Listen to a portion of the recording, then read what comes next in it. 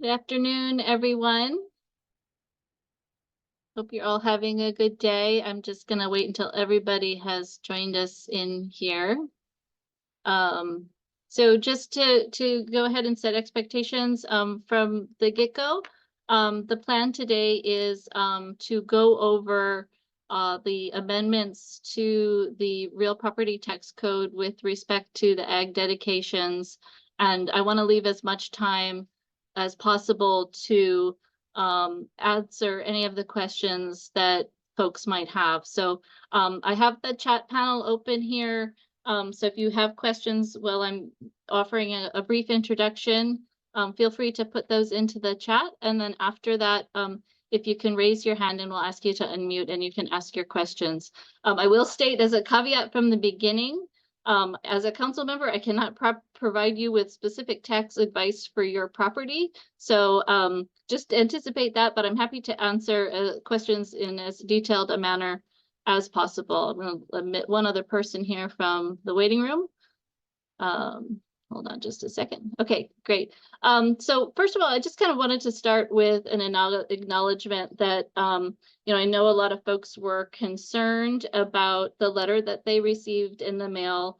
And because there wasn't a lot of information associated with the new programs, I think there was a lot of concern generated just because of a lack of information. And so, first of all, I want to acknowledge that I understand why this had caused a lot of concern for people. And my door is always open. My phone is always available to give me a call, and I can help talk through your particular situation. The Real Property Tax Office as well is here to help and answer any questions. And between the Real Property Tax Office and my office and Michelle Galimba's office, we have put together a series of FAQs and other documents to help clarify what's happening with the new programs. So just want to make sure that everybody's also aware that the meeting that is happening on the 18th is the rulemaking meeting. So this is the finance director's rules that pertain to the implementation of the program. What you've been provided with is a draft of those rules. And so there's still an opportunity to amend those rules. And also there's an opportunity to amend the legislation itself. The bills have passed through council, but the code is a dynamic product, and the reason that we kind of incorporated a really long runway in terms of the implementation of these programs is that we want to make sure that we have an opportunity to make any corrections in advance of the full implementation of these programs. I'll provide one example. The original bills didn't include a 3 renewal limit on the short-term dedicated ag program. I'm hearing a lot of feedback that there's concern about only being able to renew 3 times. I think that's something that we can look at as a correction to the code. So I want to encourage folks, if they have concerns about the program, to provide us with suggestions about how we make modifications to the program. Again, that is the intention of having this really long runway. So let me step back. And again, I don't want to take too much time talking and want to take more time with responding to questions. So first of all, what I'd like to say is that one of the things that we've noticed after COVID, the market in Hawaii County got really, really hot. Properties were selling like hotcakes left, right, and sideways.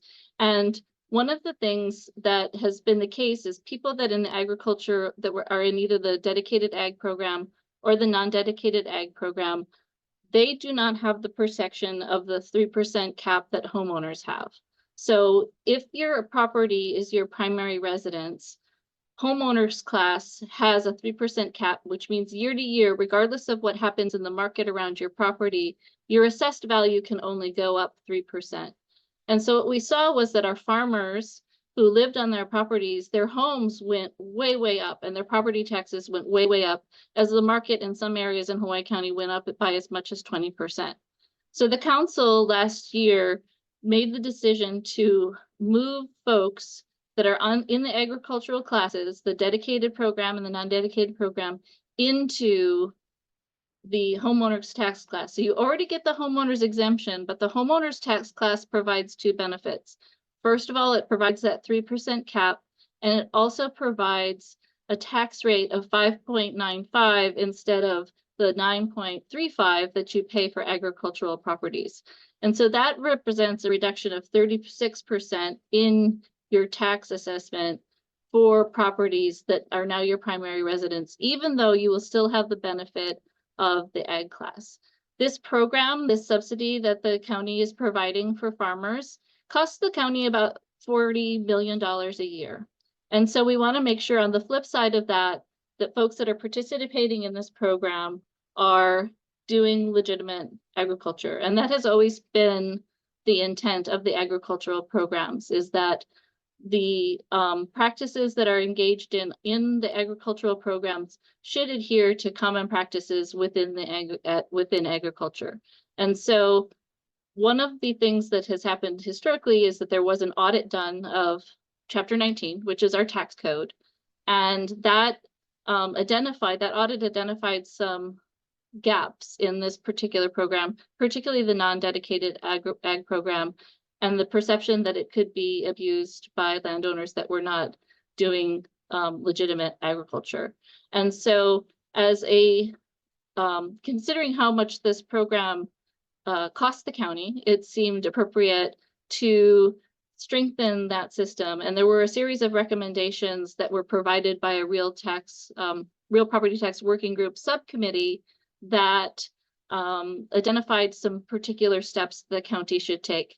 One of those was creating a short-term dedicated program. So the 10-year dedicated program has some certain requirements, but for a lot of folks that are just starting out, they don't know if they can commit to a 10-year program. Or if they're an older farmer, they don't necessarily know that their family is going to want to continue the farm operations, if they decide they want to retire from the business. And so the 10-year program was burdensome. And so we created a shorter 3-year dedicated program, which has the identical benefits to the current non-dedicated program.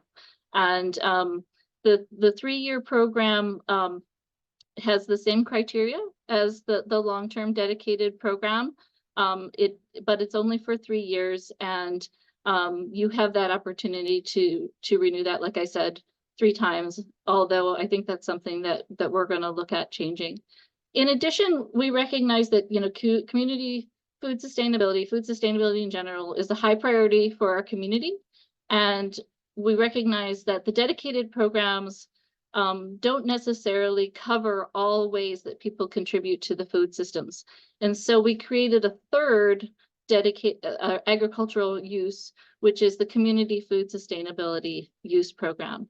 And that program, it doesn't provide the same benefits as the non-dedicated.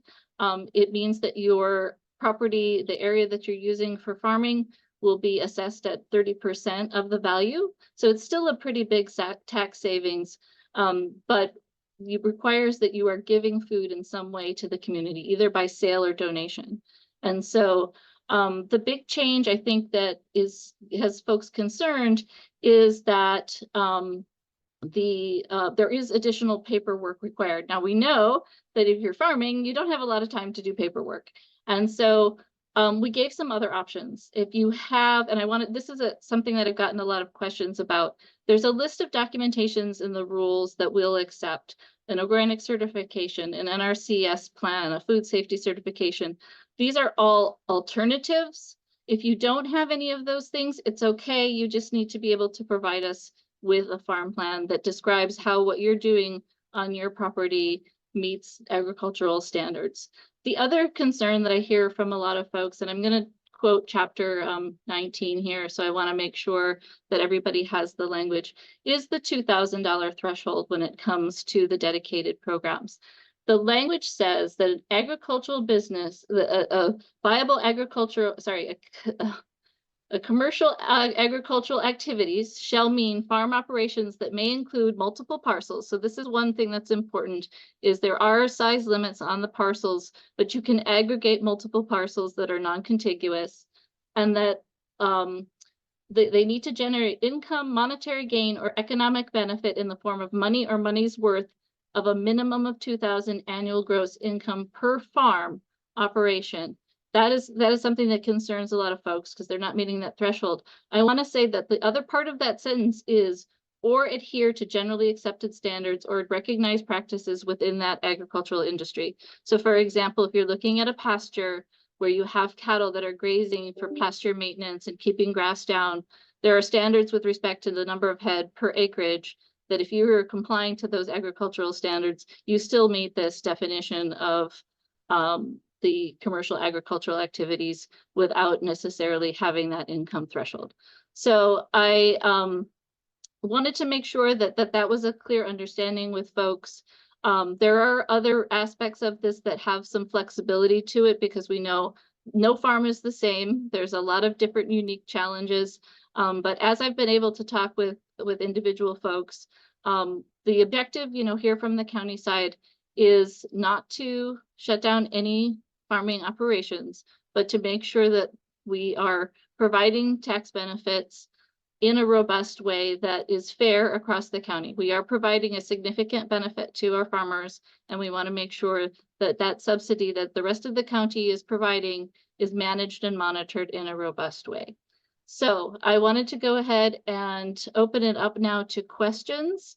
If you can, folks, raise your hand, and I see we have a lot of questions in the chat right now that I'll do my best to answer, but let me start with live questions. If you can raise your hand if you've got a question, I'm happy to answer that. Anybody have questions? Yes. Doug DeMaster. Hi, so this is Shannon DeMaster. Hi, Shannon. Hi, and I wanted to ask, so do I understand it correctly that the homeowners program is different than the ag dedication program and you have to choose to be in one or the other? I'm kind of confused about the bigger picture. So if you could help me understand that, I'd appreciate it. Yeah, thank you for that question. So in the past, yes, you had to, for example, if you were a homeowner and you had a farm on your property, you had to choose either between being in the homeowners class or being in the non-dedicated ag program. You couldn't be both.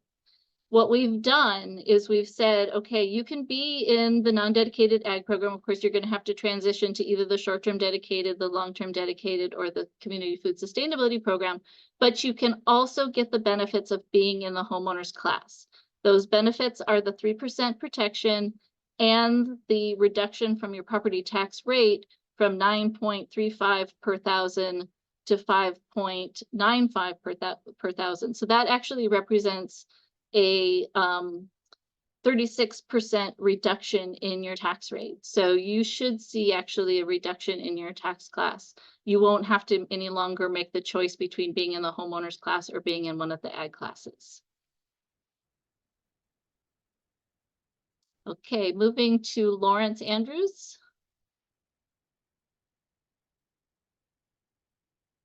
Lawrence? Yeah, sorry, it wouldn't unmute.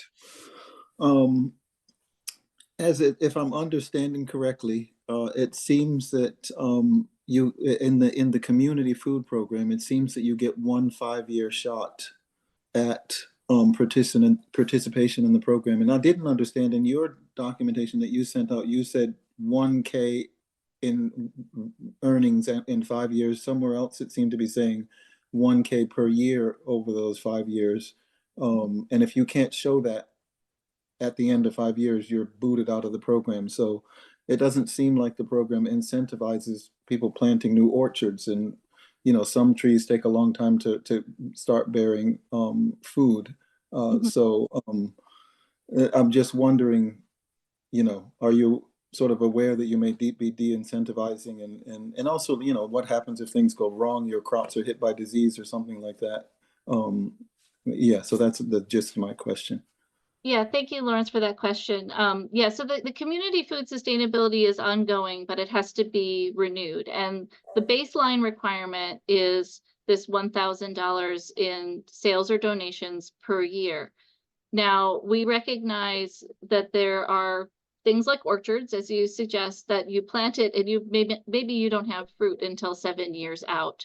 The program and the language in the code allows for, as long as you're submitting a farm plan that shows, okay, we're planting these orchards, we're expecting produce in 7 years, 5 years, whatever, you'll still be able to participate in that program, even though you're not producing that annual revenue because we understand that that's an accepted practice in that field. Remember, that language is really important, that you're adhering to accepted standards and practices. So we know that in orchards, you don't have immediate production of produce. So hopefully that answers your question.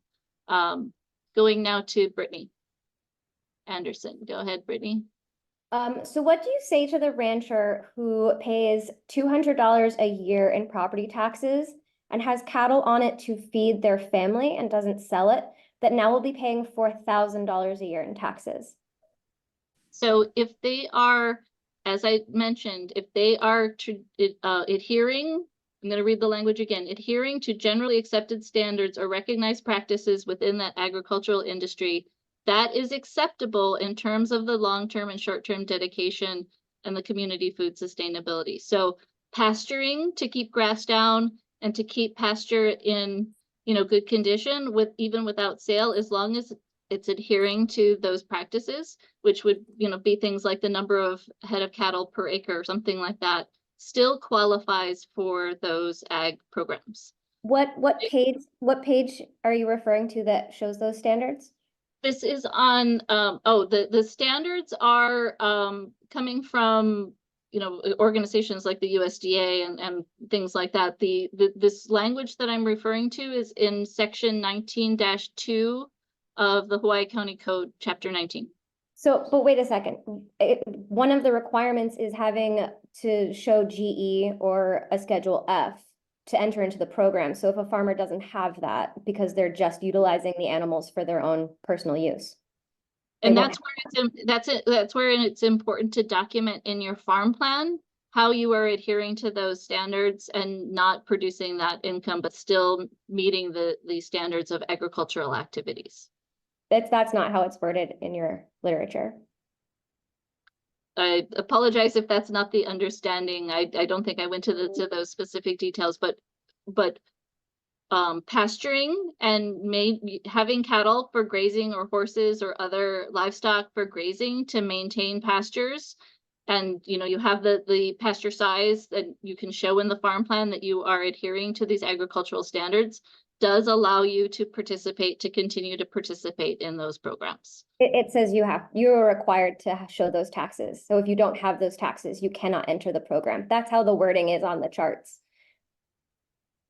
I think that those charts are representative of what the highest level of expectation is. If you read the code, which is the basis of all of this, the code has that flexibility to not have that income requirement. That's not even what you say on your own FAQ. So. All right. Going now to Rachel. Hi.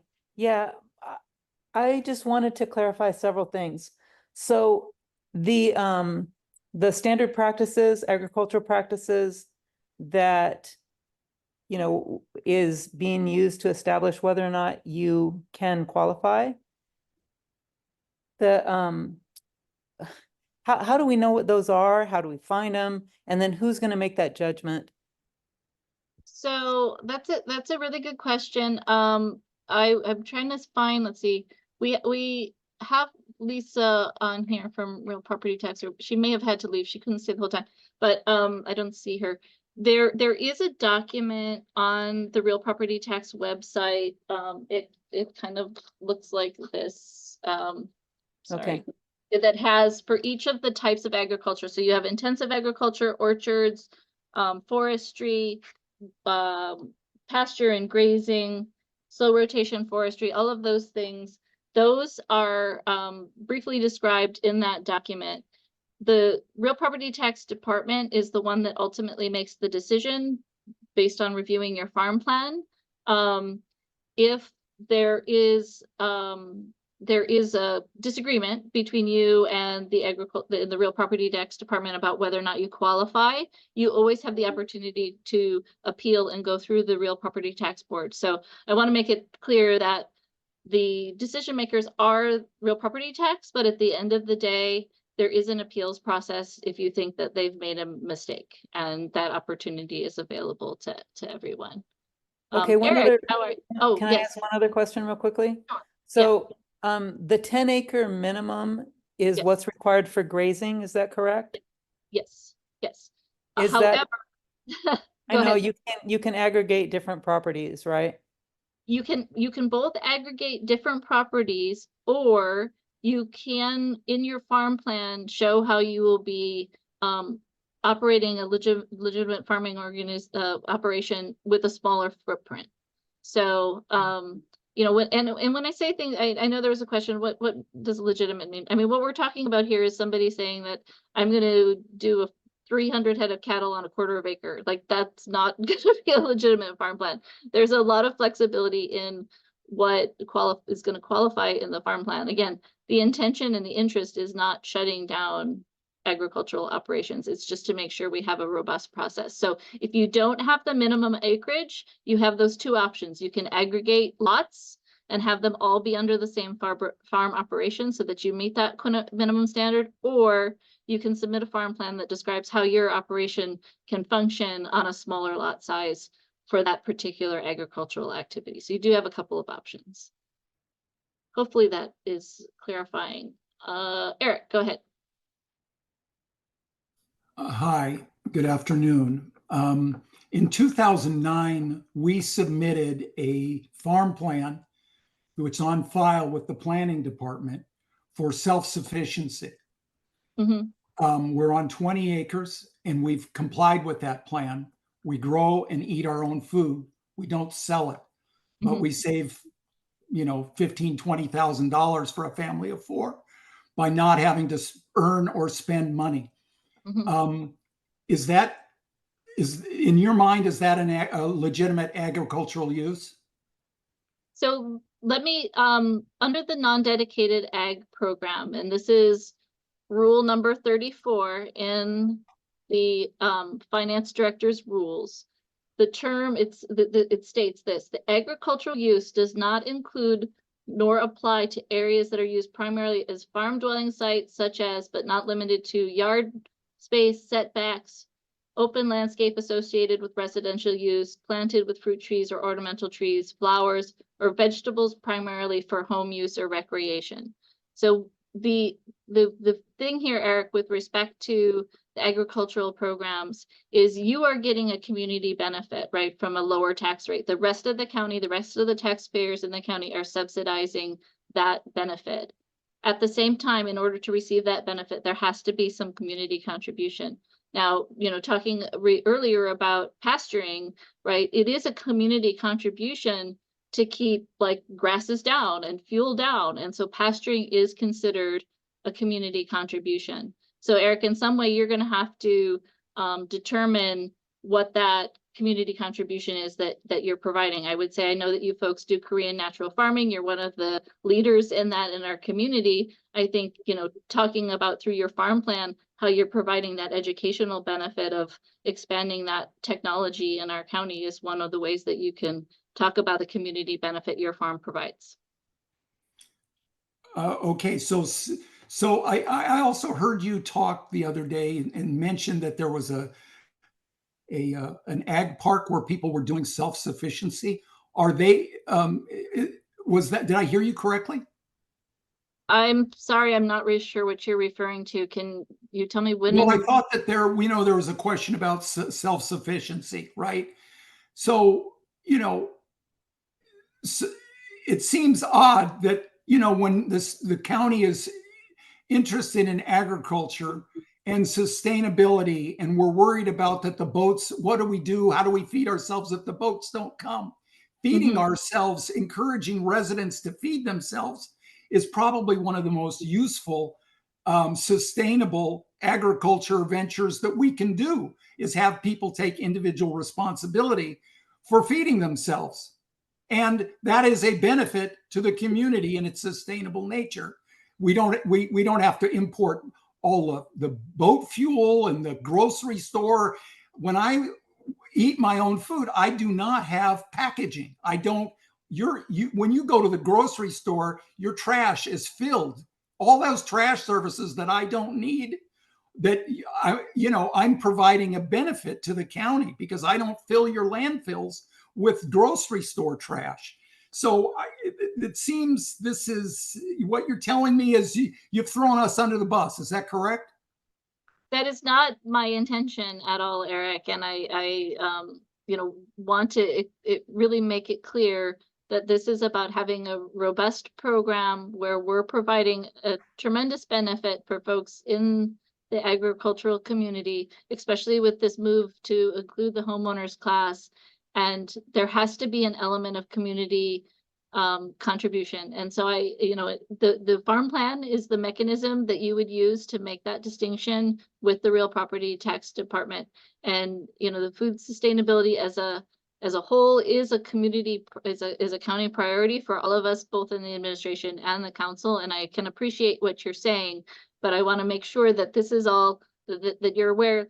Let me give an example. Like, I could be somebody that sews all my own clothes, right? And I'm not bringing home the waste from the department store and all of that, but I am not providing a community benefit, so I shouldn't anticipate the benefit of a tax break, right? So there has to be a larger community benefit in order to have your taxes subsidized by the rest of the taxpayers in the county. It is about that fairness. Okay, I'm gonna and go I have another question regarding the language in these bills. Under the current farm plan, which we have on file with the county, it actually says in it that the inspection is to be done, can be done, and that we have to agree to it, but at a with a reasonable notice. The current language is that they can come and do search and seizure whenever they want, without notification. Are you aware of that language and what you're feeling about it? In the rules document you're referring to? In the bills that are out there. Yeah, Bill 57 or whatever it was. No, I'm not, to my knowledge, we didn't make any amendments in those bills to that particular part of the language. That I haven't keyed in on in the draft. So if that is something that is stated there, that needs to be corrected. That is not the way. Please take a look, because that's it just seems to go against the Constitution, the whole nature of free people. We certainly cannot do that, if you have to, the way I read this is that if you want to get this dedication, you give up all rights to search whenever your county, and you don't even know who's going to come and search you. You have you don't have any notice. I will take a look at that, Eric, and you could help me out by actually sending me an email with that specific section, so I don't have to review all of it. But didn't you write it? Not the way that it is intended. Didn't you write it and pass it? Didn't you read it when you passed it? Yes, I did. Yes, I did, and that's why I'm not certain what part you're referring to, because that's not the intent. I will go back to Lawrence here. Go ahead. Okay, thank you. One quick question and then a longer one. It would be nice if the language of the bill specifically references agroforestry and food forests and indigenous food systems, and you know, as a recognition that not everybody wants to do monocropping or annual cropping. And I know that sometimes inspectors have problems when you don't have a field of one tree. They don't understand that as much. So it would be wonderful. Thank you. Actually, I'm glad you brought that up. That is one of the changes that we made, is that was identified as necessary, and that we made is we did create a classification called diversified agriculture, which is one of the acceptable practices. So diversified agriculture means a blend of intensive agriculture and orchards, while transitioning to one category and other. It would also apply to things like you're talking about, mixed forest, food forests. So yeah, we recognize that that's a standard of practice for agriculture that should be accepted. Okay, the diversified agriculture with annual cropping seemed to be saying that was the mix. So that was the only reason why I was even pushing further for the word agroforestry or something like that, because you never know who's inspecting. I'm certainly willing to look at strengthening that clarification if that's something. I'll talk with real property tax to make sure that we're on the same page with how we understand that now. But I agree that food forest is an acceptable practice and should be included in what is an allowable practice. Thank you. And then the longer one, it was just that it seems like you're putting a significant tax increase on the non-dedicated now food community, going from 4%, $4,000 per acre to 30%, especially for people that are located in high cost per acre properties. And there's a lot of experimentation that happens in that area, and it's an area that people use to try to test things out and get to a place where they can move into the 3-year or the 10-year program. So it seems a little bit, like you're de-incentivizing that creative space. By my math, that example that you gave where you price something at 300,000 for a 10-acre parcel, that the tax burden increases 2.5 times in the food community program. So it's not insignificant. Yeah, the community, I want to be very clear with everyone, the community food sustainability program is not the same level of benefit as the non-dedicated ag program. It was our anticipation that most people in the non-dedicated ag program would actually shift to the short-term 3-year program. That has the same benefits, and the changes that were recommended to the non-dedicated ag program were actually incorporated into the short-term 3-year program. So that is the one-to-one shift that people should be comparing. The community food sustainability was actually a third option to bring new people into a program. So I recognize that some people in the non-dedicated will go to the community food sustainability, but it was actually intended to bring people in that are not operating commercial farms, but are contributing a food benefit to the community. So the comparisons should be made between the non-dedicated and the short-term dedicated. I'm going to go to Joe Clarkson. Joe, how are you doing? Mute. I'm doing fine. Good. I just want to be really clear about this because I don't understand it. Earlier, you said that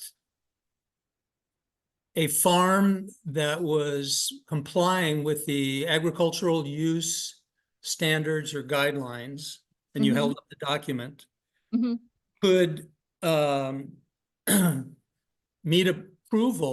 could get approval as a legitimate farm with a smaller acreage for pasture than the 10-acre minimum as indicated in these proposed rules, or without the $2,000 per year farm income threshold. But what I don't understand is that's already the requirement for non-dedicated ag. To get any acre assessed as ag in the non-dedicated ag program, you have to comply with the agricultural use guidelines. So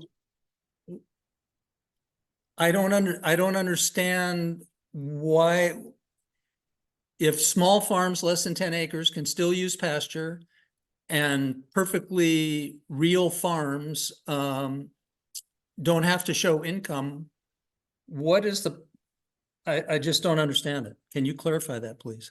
So the main addition, Joe, is that in order to, there are these set of standards, right? There's the $2,000 limit. There's the size, minimum size standards that have been applied now to what is the non-dedicated ag, now the short-term dedicated ag. Right. If you don't meet those standards, you utilize the farm plan as your tool to show how you are meeting agricultural use standards without hitting those targets. Does that make sense?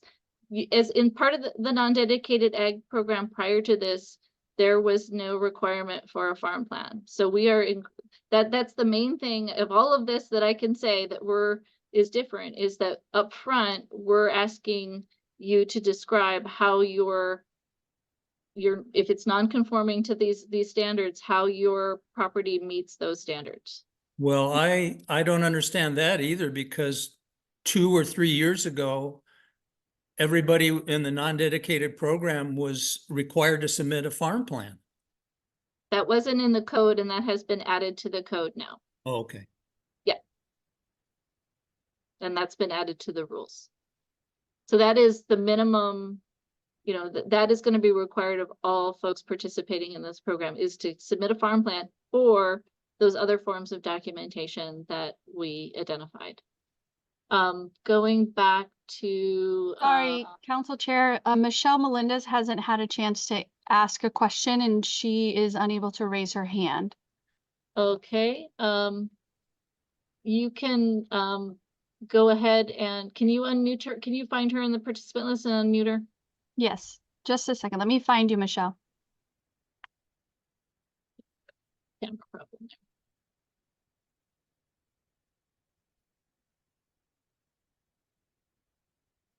Okay, can you hear me? Yes.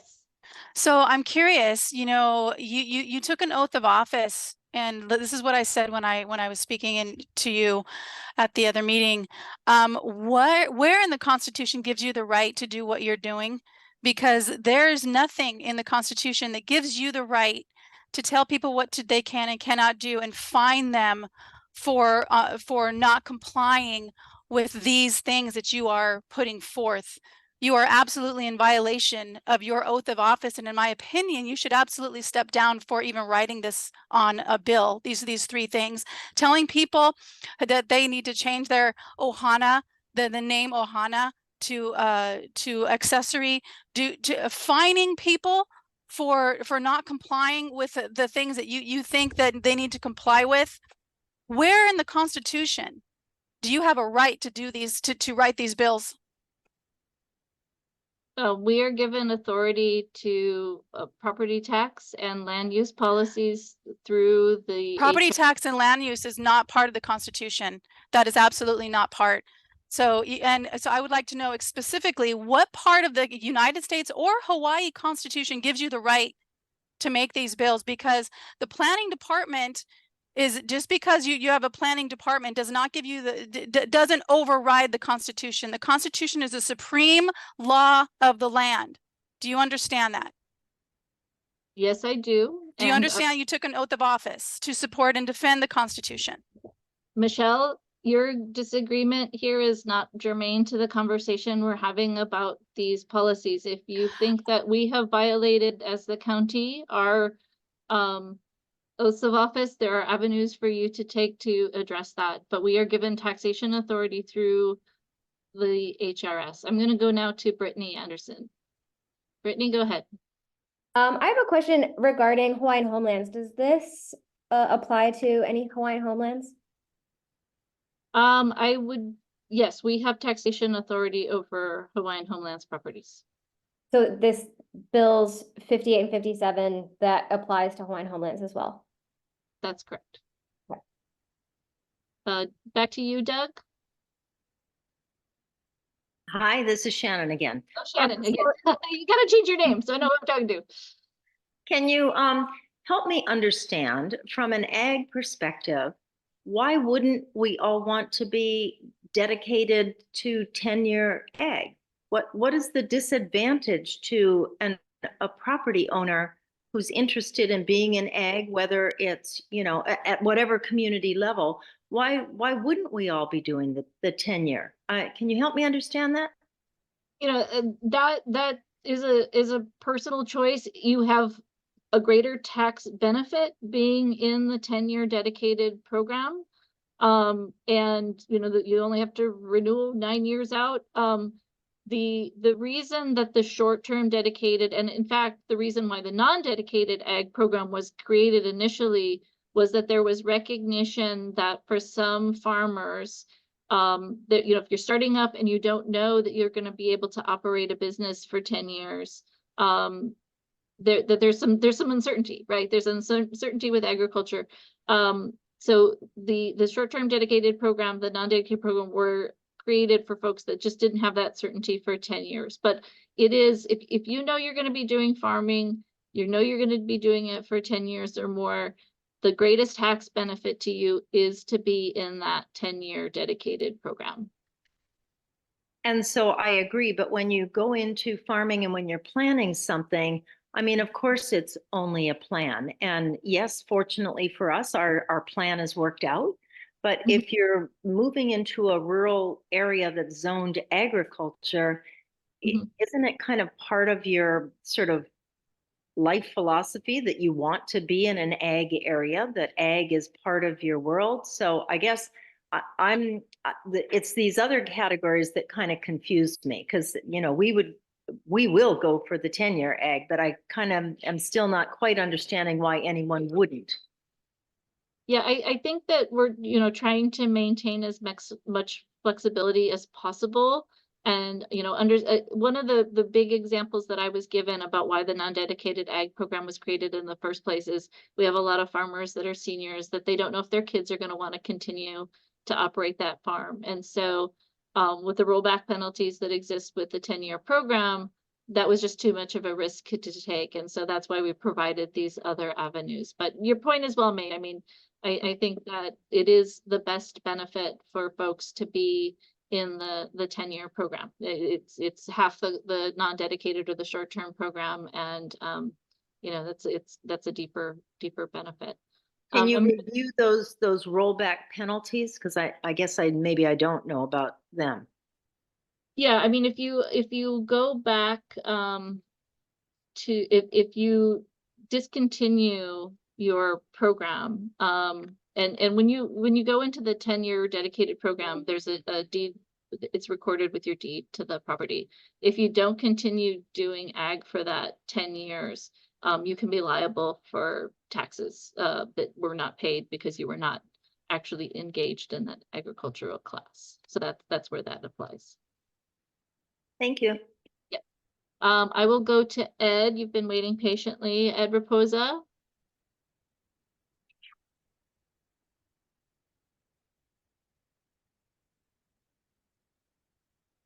Ed, can you unmute yourself?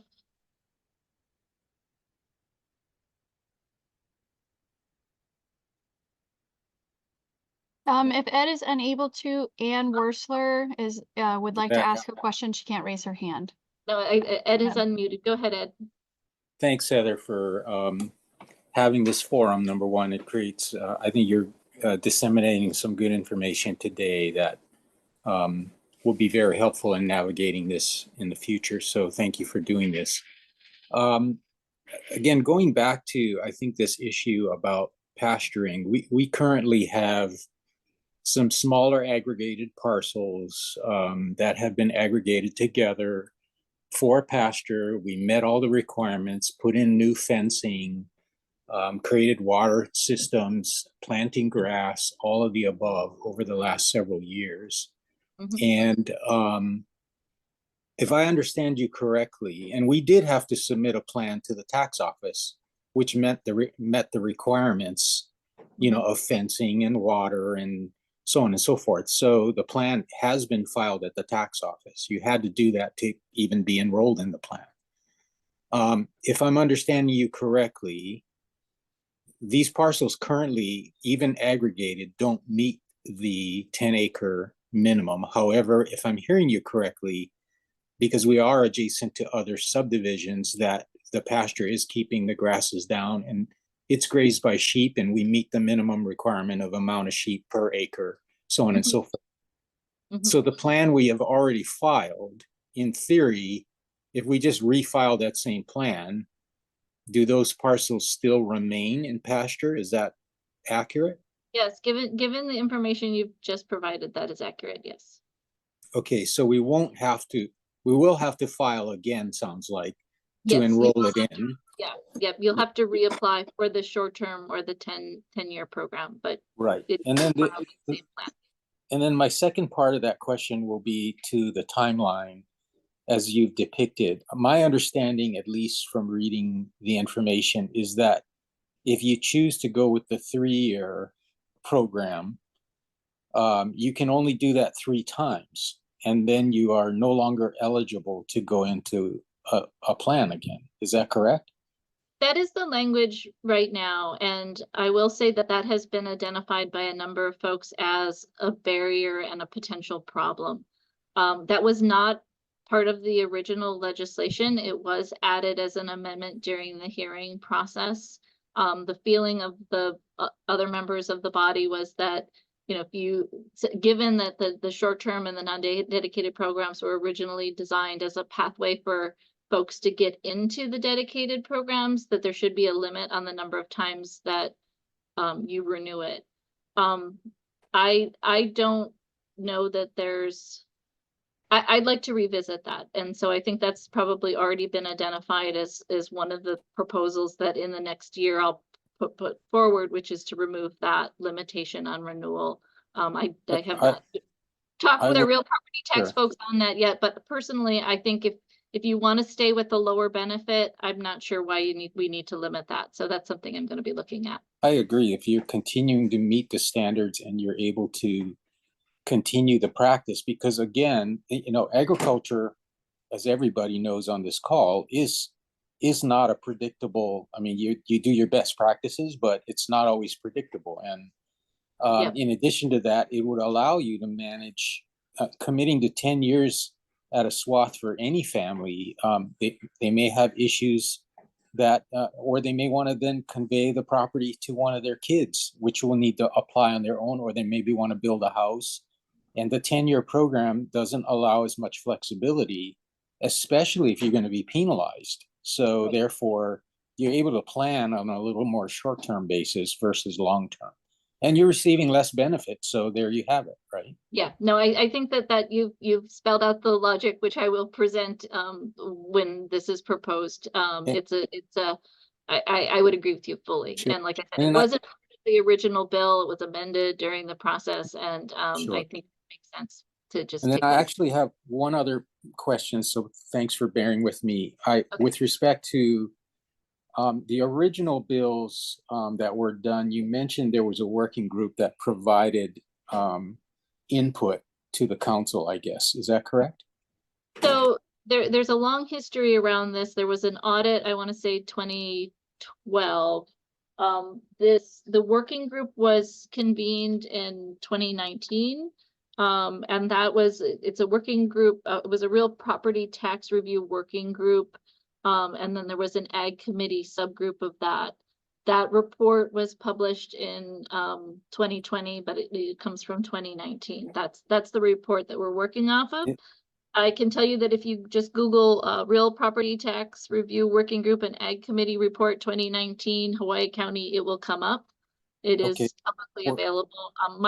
I'm happy to share it from my office. If you want to email me, I can send you a copy. I will do that. And then I guess my specific question was, any of the constituency that are affected, these smaller farms that we're talking about, were they part of the working group or input?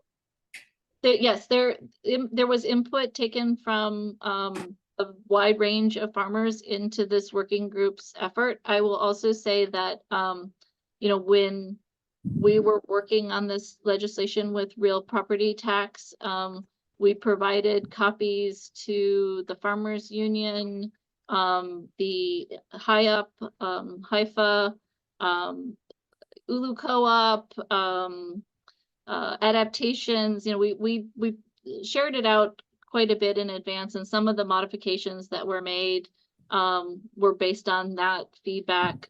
It was also presented at numerous community meetings throughout. I guess my main comment would be that since we got a mailer from the Real Property Tax Division for everybody that was enrolled in the program, that this information should have been disseminated to the people that it actually affected. And that would have been a much more efficient way of getting feedback, because then people that are actually affected by it could have, and in many cases, didn't know about this, and now are affected because they got the mailer from the Real Property Tax. So clearly the addresses and the information were available to the council to reach out to the constituency. But I don't believe that was ever done. And my understanding, at least, of the working group are mainly of larger landowners. There may have been some smaller farms in there, but there are major landowners that seem to be the ones that were giving the input. Thank you for your time. Appreciate Yeah, it. thanks, Ed. And yeah, in retrospect, I think the idea of sending out a mailer to everybody in these programs, makes a lot of sense. We tried to use some of the agricultural organizations as an avenue to disseminate it. And so point made. And I don't want to belittle it at all, but we do our best to make the community aware. There were articles about this in the paper and whatnot. That this was happening. And that's we do our best, but I appreciate this suggestion and we'll take that into consideration. I know that there was some John. Ann Worsler has been waiting. She was next. Okay, can you unmute her from the list, and then can you unmute John Kokel? Ann, I just sent you an option to unmute. You should have gotten a notification.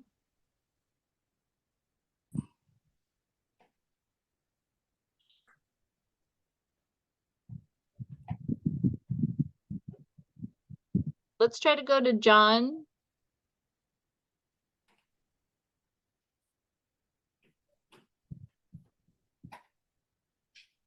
Let's see if I can find him on the list here. Okay, I finally was able to unmute. There was a delay there. I was pushing the button, but. Okay, we'll go to you and then we'll go to John Kokel. Go Okay, ahead.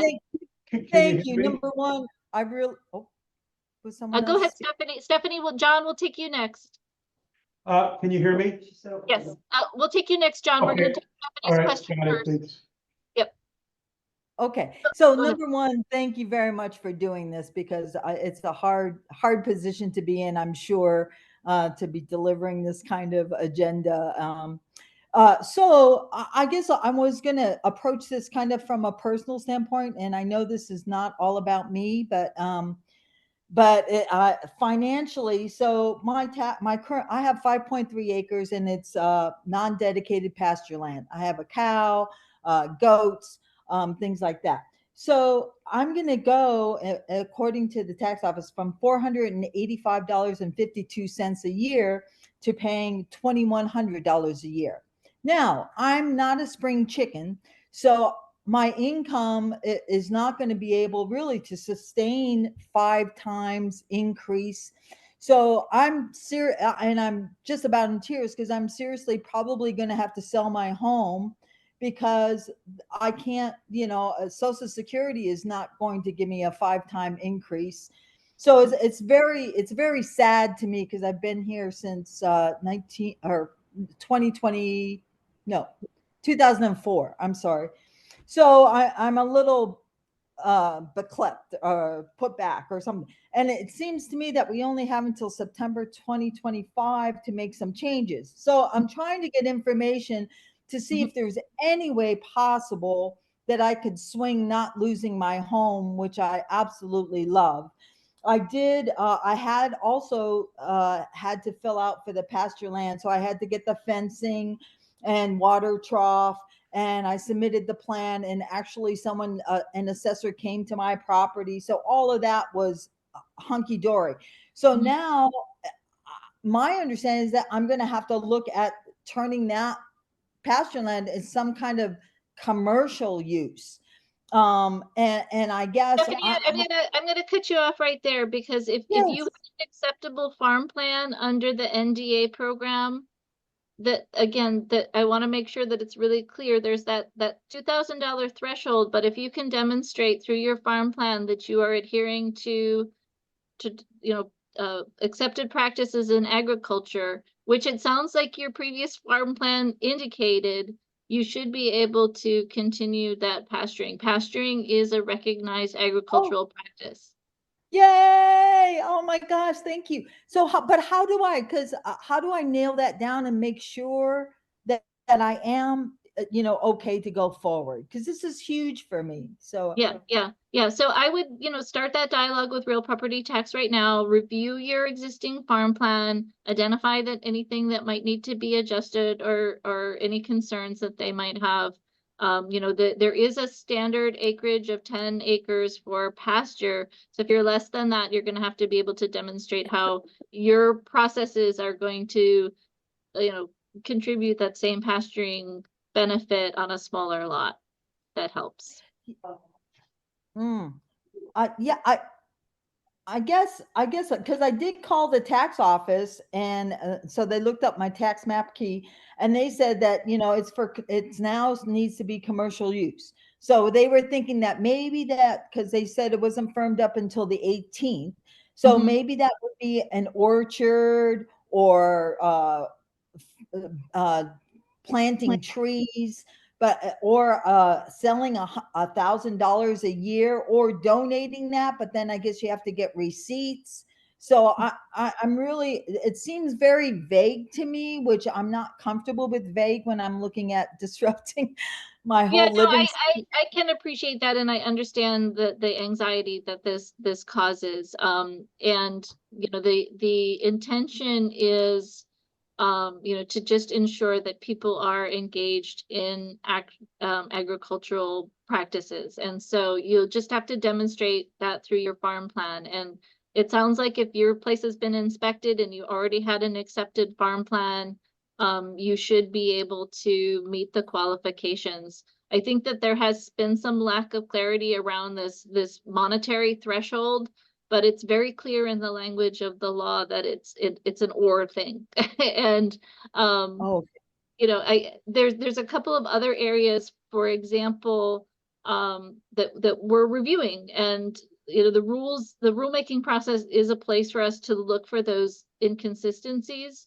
One of them is requiring a lease agreement, and there's actually nowhere in the code that requires like a lease agreement if you're having somebody run cattle or sheep on your property. So we're looking at other ways of documenting some sort of contract or an agreement between a landowner and somebody that's bringing in cattle, so that, because there are people that can't record a lease, right? Because they have a mortgage or right. something like that. Right. But I was not ever dedicated a farm. I was always the non-dedicated pasture. So is Mhm. that what you're referring to as the farm plan, Heather? Yes, you will have Oh, to do okay. you will have to do a farm plan to qualify for the short-term dedicated ag program, and pasturing is Why? considered a legitimate form of agriculture. Here's option Y. John just wrote that. Oh, excuse me. Oh. Excuse me. You're not on mute. I think Okay. my time's up. Okay, yeah, But let's go to the John Kokel, please. I hope I'm pronouncing your last name correctly. Apologies if I'm not. Yeah, you got it right. Thank you. Sorry about the outburst. I forgot I was on mute. Heather, I have a couple questions about timelines. And by the way, thank you. Like the other said, thank you for doing this. This is a tough conversation. And, at the end of the day, you got to run the government and assess taxes. So I appreciate you trying to help us understand this better. Regarding the code, is what we're talking about today the final draft, or is it still work in process? So the rules are not finalized. So there's the code, which is chapter 19, which specifies kind of the general overall policy. And then there are departmental rules in the finance department that guides the decision making and the actions within real property tax. Those are not finalized. A draft has been put out, and a lot of the discussion, I think, highlights today some of the lack of clarity around some of the points in those draft rules. And the real property tax department is listening to this conversation too, and making sure that they're catching the things that people are confused about. So the meeting on July 18th that you got a notice about is about that rulemaking process and is intended to get feedback to amend those rules. I would say too, John, that the code process, the code is amendable at any time as well through the legislative process. And I've already kind of highlighted a couple of things that have come out that I think we need to revisit in terms of the legislation. So we can also make code amendments. So yes, these new programs have been created. The documentation requirement has been created.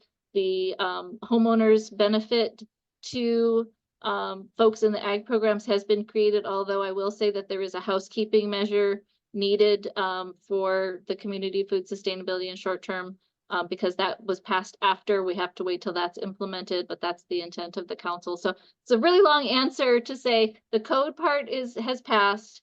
It's still amendable. The rule part is what we're talking about right now, and creating clarity around. Can you just review real quickly for us the application deadlines? Yeah, so the application deadline is September of 2025. And then real property tax will have a year to review those applications, and so until 2026. And then the program actually doesn't take effect until 2028. Okay, The and tax- when I read the program, and I read it twice, it sounds like for startup operations, there is some consideration as long as you're demonstrating the intent and you meet the guidelines. That's correct. Yeah, My so I last- had a conversation with somebody that's planting an orchard, for example. They know that they're not going to have produce to sell for 4 or 5 years. That is understood and acceptable. Same with like, slow rotation forestry, and short rotation forestry, and that is included in agricultural practices. We know that you don't make any money off of that until 20 years from now. So Right. that is understood and anticipated. And that's why the language about the adhering to accepted standards of practice in agriculture is important, because it provides that flexibility. And to the previous questioner, Stephanie, there is a lot of ambiguity, and I don't like that any more than you do, but then that's also the flip side of that is its flexibility, right? For these, there's a lot of farms that will just obviously fit right into these things. There's a lot of them that won't, and the county does want to have flexibility to enroll as many people as we can. My last question, thank you. My last question, and maybe I missed it, but did you guys define income in the definitions? And here's why I ask. There's a big difference between gross revenue and net income. Yeah, so the terminology is a minimum of generate income, monetary gain, or economic benefit in the form of money or money's worth. So it's, again, pretty broad and intentionally flexible. Is that gross revenue, Heather? It doesn't, it is gross, but it doesn't say that specifically. That's where that's in the rules. Well, that might reduce some of the angst that you're hearing. That would define better. Okay, thank you very much. Yeah, I'm gonna go to Samantha, who's been waiting patiently. Hopefully you'll get my notice to unmute. Yes, And ma'am, I did. Samantha, sorry, after hi. Samantha, someone named Tag had also asked. Thank you. Okay, great. Thank you. So I just have a general question. Let me see if I understand this. Farming is mainly about land, taking care of the land and food security, correct? Mhm. So making sure that in an event like COVID, people do not go without adequate food, being that the islands in the middle of the Pacific Ocean, we saw supply chains break down. Food security became a serious problem. So why is there such a push for an increase in regulations when there should be a reduction in regulations so that you're encouraging more young farmers, middle-aged farmers, indigenous farmers to get back into growing their own food? Like, I just feel like it's an uphill battle, and maybe I'm not understanding, but that is exactly how I'm taking it. Yeah, thank you for that question and comment, Samantha. What I will say is this: we, in response to COVID, recognize the really detrimental impact of the market inflation on farmers and the costs of their homes. And so our solution to that was to bring them into that homeowners tax class, which has, again, the lower tax rate and the cap on assessment value. On the flip side of that, this program is costly to the county, right? It's $40 million. So we want to ensure that the program is robust and we're giving these benefits to folks that can document what they're doing. To me, that is a fair trade-off, right? That you've got to be able to show that you're providing this community contribution in order to get these tax breaks. When it comes to the food security, we actually created that additional program, the Community Food Sustainability Program, to actually provide more incentives to people that weren't eligible for the non-dedicated ag program.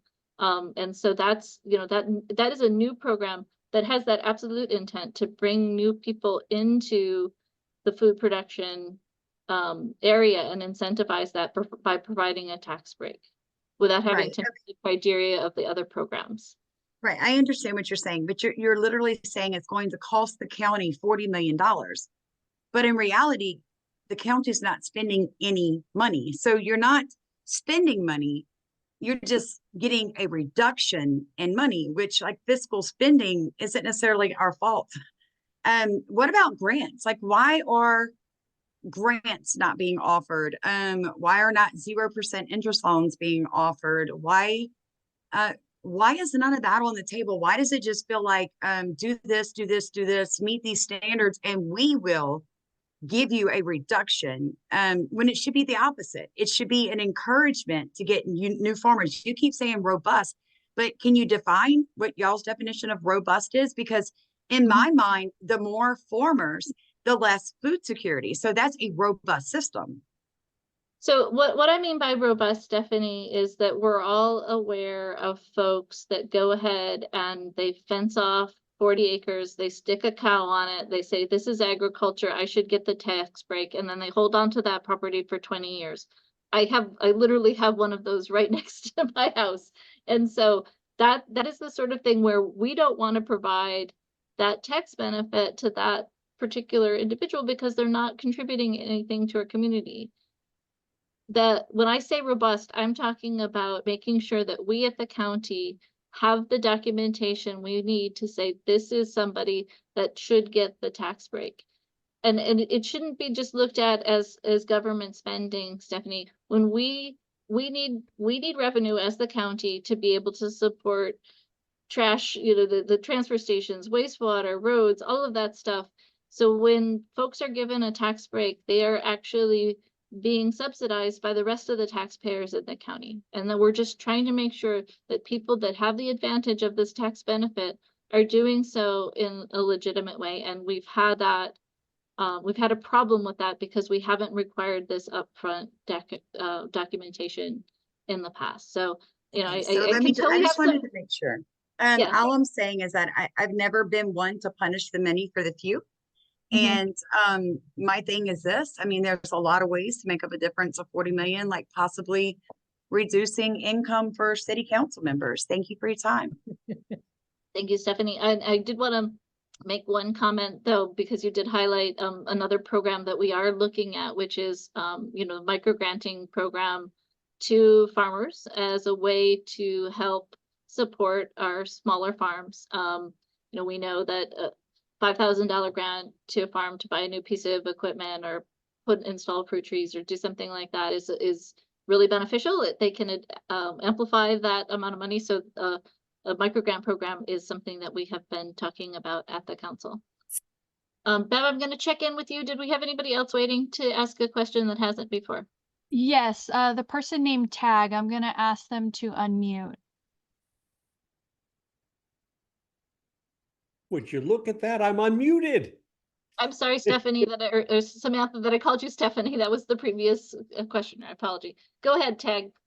Hi, how are you, Ms. Kimball? I'm good. Life is good. It's been a bit of a rough patch today, but I think you've got a pretty sensible plan with a good objective, and that is to focus on getting the agriculture that we need. Now, my silly question is, what happens to there's not many of us on the East Coast. Most of the people are in other districts. What happens to the poor idiots that listen to the county tell us that we should be growing a specific kind of tree for the power plant that has now been canceled by the state? I mean, I've diversified. I've added 120 cacao trees, and I've got citrus groves, which may make up enough. Is it enough? Because I'm still going to have 15 acres of land that's going to take forever to turn into something else now at no profit whatsoever with no assistance, which was guaranteed by the plant that is never going to open. What do we do? And what are those poor people on the West Coast that have thousands of acres of this versus my 15 acres? Yeah, I hear you, Tag. You know, Want to buy a tree? actually, so I first of all, I've talked with the folks at Kamwala Hardwoods, and one of the things that has been this, we're going to sidetrack a little bit here because these trees are the bane of my existence. The Kamwala Hardwood folks have produced dimensional lumber from that eucalyptus that does meet the stress test standards, which, you know, one of the things was that they couldn't be used for dimensional lumber because they didn't meet stress tests. They've been able to do it.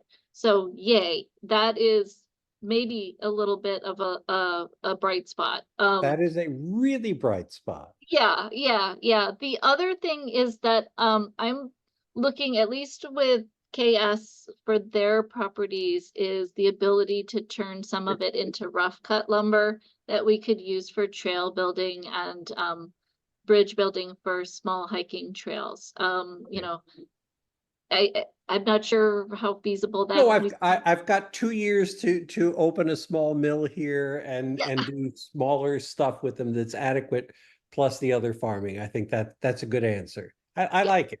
That I'm makes me trying happy. those trees. It's all better than a giant 100-foot eucalyptus stick in the eye. That's what I say. True. Yeah. Well, thanks for the question. Wasn't one I was anticipating. And Heather, yeah. Thank you so much for your putting You're up with welcome, us Tag. today. Okay. Bev, anybody else that was having trouble raising hand that hasn't had a chance to talk yet? Karen, somebody named Karen. I'm gonna ask you to unmute, so just be patient with me 1 second here. Okay, you should have gotten a notice to unmute, Karen. Hi, I think I'm unmuted, Heather. It's Karen. Great. I sent you an email on Monday, and I know you mentioned something about recorded lease agreements, and I'm sorry I was about 10 minutes late getting off of something I had to do from work. I don't know if you spoke about that, but I did, yes, and I'm happy to summarize that real quickly for you. thank you so much. Yeah. So I went back after receiving your email, reviewed the code, and there's really nothing in the code that requires a recorded lease agreement. So I did speak with Real Property Tax earlier today. My position is that it's just any sort of documentation of a contract, so it doesn't need to be a recorded lease. So if you have a situation where you are allowing somebody to come in and graze cattle or whatever livestock on your property, you're just going to have to provide Real Property Tax with some sort of contract. So they're going to be reviewing that in terms of the rulemaking process on the 18th. Okay, so he's actually going to be farming, and I don't have 10 acres. I only have about 6.3 acres. Is that going to be a problem? It shouldn't be in terms, the 10 acres is for pasture. That's the minimum lot size for pasture. So depending on what type of agriculture you're doing, what type of farming, it may be a smaller lot size requirement. But again, you may have missed this part, but when it comes to lot sizes that are smaller than the minimum requirement, as long as you can demonstrate in the farm plan how it's going to be viable, then there's some flexibility there. Okay, so I need his farm plan and the lease to apply for my exemption. Yeah, that's great. So, well, not a lease, but some sort of demonstration that you have a contract with him to do that farming. I mean, he is doing a lease and he did want it recorded, and I read my mortgage and said, no, we can't. And so then I got your letters in the mail and I went, oh boy. Okay, thank you so much for your time. I'm sorry I was 10 minutes late. That's all I needed. No worries. Thank you. Okay. I'll go to, anyone else, Bev, that was having trouble raising their hands? I'm not sure. Karen in the chat had said their name when everyone was asking about raising their hands, so I was trying to confirm if she was requesting to talk or not. So, okay, great. I have somebody that is Laura Singer. I'm going to ask you to unmute. Okay, we are unmuted. It's actually me and my husband. Hi, it's Peter, Lauren's lesser half. A couple of points for clarification. I mean, you know, everybody keeps asking about this 10-acre thing. Mhm. And our whole subdivision is zoned A5. Mhm. So you come along down the line and put in 10 acres, causes a lot of confusion. We didn't zone ourselves, the county zoned us. This Mhm. is, so goodness gracious. You could have gotten ahead of that confusion. Anyway, back to the finances of it all. The tax rate with the ag exemption isn't really what makes your bill. It's the Mhm. assessment. So what changes are being made to how we are assessed, whether it be grazing, orchards, truck crops? Mhm. That's the real meat of your tax bill. It doesn't matter if you charge me 1%, 0.6, 10%. If I'm assessed at $14,000 for my land, Mhm. and the new system is going to assess me at 300, well, I'm blown out of the water. So what's going on with that? So there's two things there. I will acknowledge that if you're just talking about land, if it's a vacant piece of property and you're in one of the dedicated ag programs, you're not going to have that lower tax rate benefit. If it's a piece of property that has been in ag and has a farm dwelling on it, that farm dwelling now is going to, and the whole property, so you're still going to get that assessment benefit, but that whole property is now going to be taxed at 5.95 per thousand instead of 9.35. That's actually a huge reduction in the taxes that you will owe on that property. If you are in the non-dedicated ag program, the assessment that was in these bills is identical in the short-term dedicated program. So as long as you move into that program, your assessment will be the same. And we've talked today about how you would qualify for being in that program. Right. You get an even greater assessment benefit if you go into the 10-year program. It's half of what the short-term dedicated program is. So yes, when we're talking about exclusively vacant property ag lands, being in these programs that provide the bigger benefit as far as assessments. Right. Well, I mean, that keeps it very simple, but most of us are not in that situation. Most of us are in the situation of an ag zoned residential lot. So we have kind of a dual assessment going on with our ag use land gets ag assessments, and then our home site and house gets, residential assessments. Right. And so you're saying that doesn't change under this?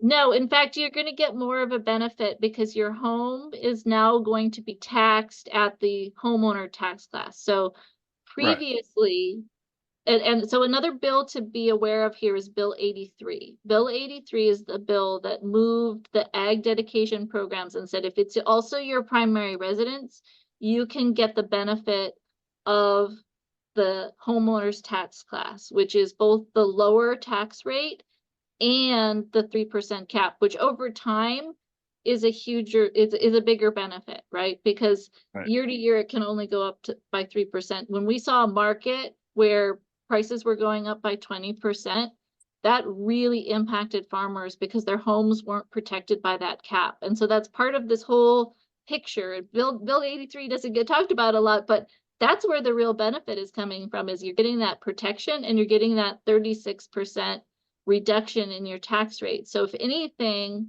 because that's now going to apply to your home is going to have a lower taxable or a lower tax calculated on it, if that is clear. There's so many moving pieces when it comes to primary homes, right? Because you have your homeowner's exemption as well, which we increased. And then you have the tax class, which sets the rates. And then you have the assessment, which is done through the ag program. So there's really three pieces that are contributing when it's your home. Got it. Can I ask quickly? So the exemption, it was 100 plus your age, right? It was 100,000 plus, so like it would be 185. But now what you're saying is 150 plus 85. Is that what you're saying, or whatever you get for your age? So yeah, to be clear, so there is a standard tax deduction that or exemption that everybody gets. Then that was 30,000, we bumped that up to 50,000. Okay. Then there is another exemption that is calculated on the value. So 20% of your value up to, it used to be 80,000, now it's 100,000. So if you have a home that is worth 500,000, you get 100,000 benefit. If it's less than that, you'll get less than 100,000. You won't get that much. If you have more than a $500,000 home, you don't get, you only get 100,000. I know that's really confusing, but that percentage benefit it's meant to give a bigger tax break to lower moderate income folks as a percentage of their overall tax value. So those are the two exemptions that everybody gets. And then there's a third exemption for folks based on age. So, 60 to 65, 65 to 70, we've taken that all the way up to 80, and we've increased those exemptions as well. So you add all three of those exemptions together to get the amount that is taken out from the value of your property when it's assessed and taxed. So I already get, so it sounds like you're giving me what I already get. I already get 185 and you're giving me. No, that's the exemption. That's the exemption, and you do already get that. People in the ag class already get those exemptions. Okay. What you haven't gotten is your tax rate has been 9.35. We're bringing that down to 5.95. That's a 36% reduction. And you're getting that cap, that 3% cap, which means regardless of what happens in the market around